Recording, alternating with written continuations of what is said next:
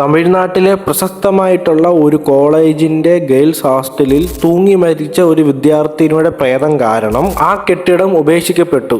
രാത്രിയായാൽ കെട്ടിടത്തിന് മുകളിൽ കൂടെ ആരോ നടക്കുന്നതായിട്ടും ബാത്റൂമിൽ പോകുന്ന മറ്റു വിദ്യാർത്ഥികളുടെ കൂടെ തന്നെ വേറെ ആരൊക്കെയോ കൂടെ നടന്നു പോകുന്നതായിട്ടും അലർന്ന സൗണ്ടും ചിരിക്കുന്ന സൗണ്ടും എല്ലാം തന്നെ രാത്രികാലങ്ങളിൽ അവിടെ കേൾക്കുമായിരുന്നു. ഈ ഒരു അബണ്ടന്റ് കെട്ടിടത്തിലാണ് ഞാനും എൻ്റെ കൂട്ടുകാരനും കൂടി രാത്രി വീഡിയോ എടുക്കാൻ വേണ്ടി ആ സ്ഥലത്ത് ചെന്നത്.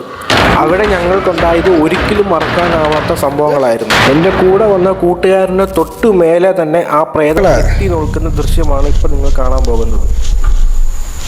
ബ്രോ പിന്നീട് ബ്രോ പിന്നീട് ബ്രോ